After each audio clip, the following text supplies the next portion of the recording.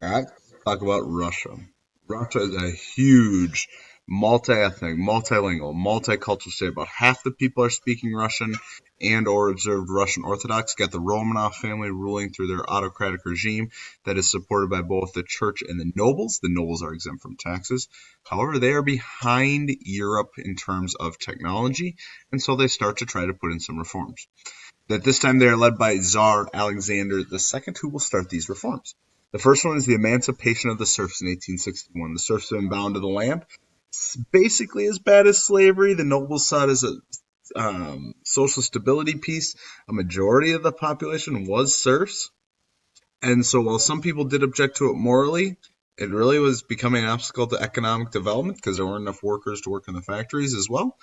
So you top that on with some rural instability and some revolt that's going to start to grow. And there will the emancipation of the serfs in 1861. So it will stay in practice kind of though because the serfs that didn't go to work in the factories, they're going to be stuck there, kind of like what happened with slavery in the United States. Yes, it was gone, but some people were still stuck there. They get no political rights. The land they are able to accomplish and get, you pay really high tax on. A lot of them are going to go to work in the factories, which we will talk about as we move forward. Second thing here is the creation of the Zamtovs in 1864. They are district assemblies created to try to deal with local issues. They basically did whatever the Tsar told them to do. And then the third one there is to revise the judiciary. They're going to model their systems after Western Europeans with independent judges and appeal courts, trial by jury. You're going to start to see lawyers are going to start to grow. So they were trying, but as a whole, it didn't really work. They're still going to be behind the Europeans. Western Europeans. So they are going to be in some expansionist policies. The Russian military had been awesome for a long period of time, was well respected, had a tradition of conquest. They'd moved to Manchuria, which the map is right up in here. Tons of coal in this area. That will be important moving forward. They will also move down to like the Caucasus Mountain region, which is in here, and then also more into Central Asia. However, then they defeated the Ottomans in 1829, but they're going back to war with them. It was Russia versus the British and the French and Sardinia, which was a part of the Ottoman Empire, in the Crimean War. It was basically not going to work well for them. It's not going to be well for them. The Russians are going to lose because they can't mobilize and equip and transport their troops. And so the Ottomans and the Qing basically are working to put them down, and expansion policies are over. It's an incredibly embarrassing loss because, well, they had this tradition of being awesome. And so they need to try to find a way to industrialize more and more because they didn't have enough going in. So Tsar Alexander II starts to drive industrialization. So very different than what we saw in Western Europe, where Western Europe was driven by entrepreneurs. That's not the case in Russia. They are sending the serfs to basically go to work in the factories. They are also a long ways behind in terms of railroads. And so what they do, Count Sergei Witt, who is the Minister of Finance from 1892 to 1903, is going to remove unfavorable conditions for economic development and get this spirit of basically entrepreneurs going. And how he's going to do that is the Trans-Siberian Railroad. Okay, the Trans-Siberian Railroad is basically going to go across the entire continent of Asia, and it is going to be incredibly difficult to build. Although the Western Europeans love it because now they'll have access to it as well. The French, the Belgians, and the British help them out with loans, and it opens up basically Siberia to industry as a whole. However, it does not really help standard of living. The serfs hate working in the factories. This growing urban working class is not happy. All those industrial revolution issues are now in Russia as well.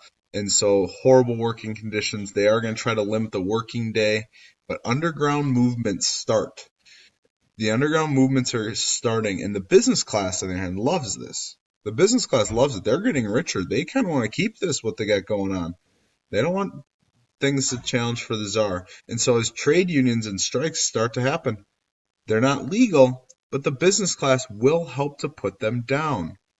So this slow industrialization is taking place. And so what you're going to start to see happen is there's some hope given to this revolution by the created university students and other intellectuals create what are called intelligentsia. Okay, the peasants are not happy, especially industrial city, and so the goal of these people is political reform through social change. They don't want individualism or capitalism, but more of a social society where people are working together. And some are actually anarchists that are going on. The Baltic states, that's like Latvia, Lithuania, Estonia, Ukraine, and Georgia and Poland, they're going to start to try to spread their messages as well. And what does the Tsar do? He starts to go against them. Okay, the Tsar makes all the schools go into Russian. He's going to start going after the Jews. He's going to start using secret police. And so Tsar Alexander II sees all these potential reforms as a threat on his autocratic power. And so they start going against him. And all this revolution talk is really now at the forefront. And Alexander is going to get assassinated by the Land and Freedom Party. Two blasts killed him, and it doesn't work. And so now a new czar is in place. It's Tsar Nicholas II, who's seen more as a weak ruler. And he's going to get the whole Russian Navy eventually destroyed. Why? He lost the Russo-Japanese War. This could not be more embarrassing. Think about this. You had all these expansionist policies that have been in place for a long period of time, and now you're losing a war to an Asian power? That really hadn't happened before. A far Asian power? You're losing to the Japanese? The Japanese are fully industrialized. Russia is not. So let's think about where you are as the Russian people. Life isn't very good for you. You're losing wars to foreign powers. And so what's going to happen is what is called Bloody Sunday, where workers are going to march on the Winter Palace in St. Petersburg. Their goal is to try to get an assembly, what will eventually become known later as the Duma. And Tsar Nicholas II basically has them all massacred. 130 people just massacred. This leads to labor unrest. Peasants are revolting. The intelligentsia, those university students and other intellectuals working together, mutinies in basically everywhere throughout. Urban workers are creating these new councils known as Soviets to work to organize strikes and negotiate with employers. In other words, you should start to see some seeds here of what will be the Russian Revolution in 1917. Let me repeat some of these. Workers are starting to organize, coming together, rising up against the government. They have formed these new councils that are trying to organize strikes and negotiate with employers known as Soviets. So the Romanov family does give up one thing known as the Duma. It's very limited in power, disorder throughout the empire. The Duma basically still works fully under what the Romanov family ever wants. It's very limited in power.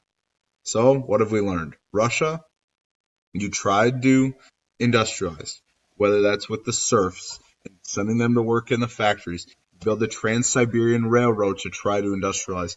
But your society can't handle all of the Industrial Revolution side effects, and you massacre people, and now the people are going to start to organize against you, and we'll talk about that more when we get to later units.